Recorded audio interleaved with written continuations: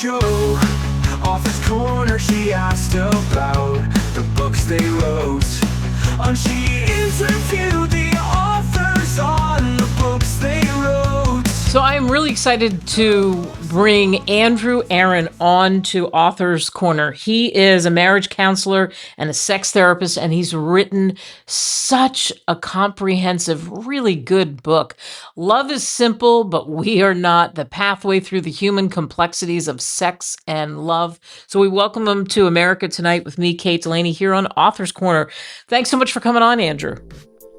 Thank you for having me. I appreciate the welcome. So you have so much knowledge about love, about the title says it, the complexities that we go through as humans, the things that gunk us up, and you talk about as you break down these various chapters. And so much of this comes from years and years of writing about it and putting that out there and then pulling it all together. So what, first of all, made you write the original book? Well, the original book was spent over 15 years writing a magazine column, and I wrote very short articles, and my intention was to write something of great value for the readers so that they could come away with something that really was actionable, that they could do at home in their marriage, in their primary relationship, to make things just a little bit better. So that's what each article is. Yeah, and the breakdown in the book, I mean, you cover it all. And one of them that I really, really love is you talk about romantic love. And it seems like some of that is lost. And I know that I've heard from females I know that they say, where is the romance? But also sometimes we have men that are saying that. Do you feel like we're at a weird crossroads for romantic love? Well, I think there's so much going on in the world right now, and a lot of that is very stressful, and that doesn't really support the really strong feeling and the good quality that is expressed through romance. However, especially my female partners, they form a choir of expressing that they want more romance in their love relationships and marriages. So talk about what you talk about in that chapter. What can people do to add more romance? Well, first of all, to realize that most couples, when partners first met, their togetherness was full of that romance, that it's a curiosity, that it's a desire for more of that special person. It's the courtship and the pursuing. And really, it expresses that you are really valuable. I want more of you. I choose you. I desire you. And it's needed every day in a love relationship, that same expression. You are important. I really care about you, how you feel, and I want more of you. And it's that pursuit, especially female partners, become so filled with satisfaction, feeling desired, feeling important, and feeling desirable. Yeah, one of the things that you told me when you talked off the air is you say that females, they want to be treated like a queen. Absolutely. And that I do have a chapter in the book that talks about the king and the queen, that every woman, she needs to be treated like an absolute queen. And along the way, her male partner, he should be treated like a king, that each gives the other the royal treatment. And when that happens, the whole couple is elevated to the point at which there's just a lot of satisfaction in daily life. Oh, yeah, who doesn't want that? And you talk a lot about in the various, magazine articles that you put into this book as you took them and repurposed it in a wonderful way, communicating. And there's a whole thing on communication, all kinds of things, from when is it wrong to be right, the dangers of right-wrong debates. Oh my gosh, we could talk about that for an hour. The power of mind Absolutely. reading. You talk about, here comes the judge, the harm of judgment. Tell us more about what you've written about with communication.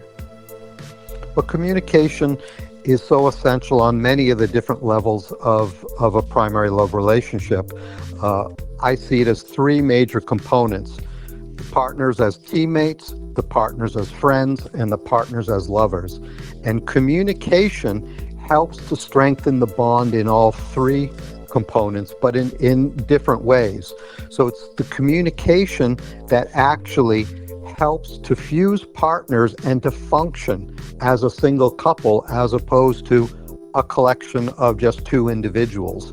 It helps to scatter loneliness and cause this feeling of togetherness, that we are not alone in the world, but we're together. Whereas couples who fail to communicate, which, Kate, by the way, is the number one people cite when they come into couples counseling, that they can't communicate, right? And when that happens, there's an essential loneliness that occurs in the relationship. And it's sad and tragic when two people are attempting to love each other and can't find the way to be free of themselves enough to be open to connect.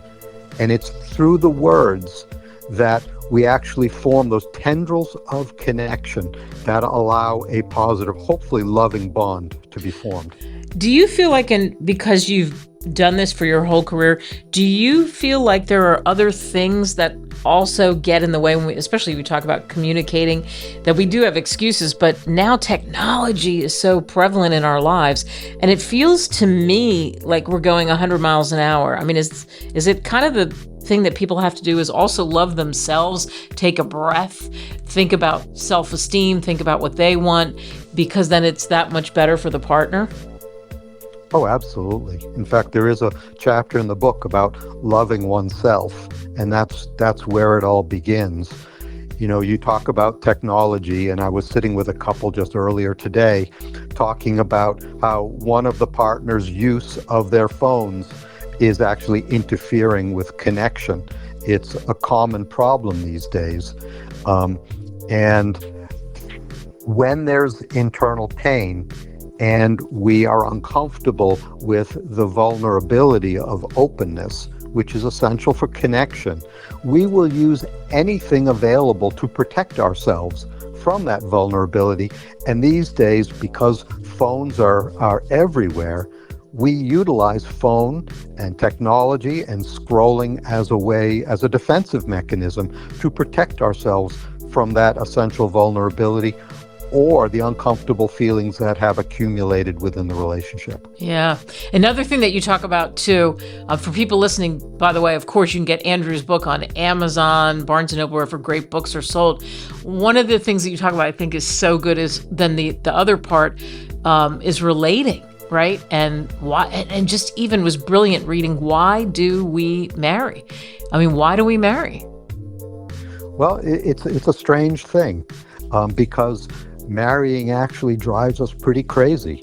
And the attempt to love drives us crazy, but we still do it. And we do it because deep down, and we're talking more on a spiritual level, deep down, the commitment to another's well-being, to connect with another, really powers and motivates our growth and our well-being, to deepen our capacity to love ourselves, to love life, to love others. And it's through being married to somebody and the commitment of it that it actually supercharges our growth and our capacity to love. But, Kate, the challenge is that when we attempt to love, it actually wakes up any deeper wounds that have come from the failure of us being loved fully, especially very, very early in our lives. So once these old wounds, this pain gets woken up by love, unfortunately, a lot of times we get stuck in it. And our current love relationship suffers as a result of some disconnection, or as you mentioned earlier, it shows up as a failure to communicate. Yeah. And of course, too, in the book, you talk about, sex for all kinds of things, the struggle of it, what happens, so many elements when you have problems, all of that. And that is a big part of, obviously, relationships. It's huge. Originally started out as a marriage counselor, and I started working with couples. And then I started to realize a lot of the couples who are having troubles, they're also having sexually related troubles. And so I went and got additional education in the field of human sexuality and became officially a sex therapist. And sex is such a difficult topic because it's associated for so many people with shame, discomfort, and embarrassment. And as a result, when couples have sexually based troubles, they often just suffer in silence, and they don't dare reach out for help because of the embarrassing nature of sex. And it's really unfortunate because for a lot of couples, that can kill their love relationship or their marriage. And I work with a lot of sexless couples who have gone 10 or 20 years without intimacy, and their relationships are very sad and very pain-filled. And for your listeners to know that the solutions are not often very difficult, but it does take the courage of reaching out and acknowledging the difficulties with a professional. And sometimes very easily you can get through those difficulties and break through to greater connection and greater pleasure and joy in life. Yeah, and it's all in the book. And get this book, and you will feel that, you will know that. And again, love is simple, but we are not. The pathway through the human complexities of sex and love. Wonderful book by Andrew Aaron. Andrew, thank you so much for coming on the show. Thank you so much, Kate. It was a pleasure talking about this really important topic with you.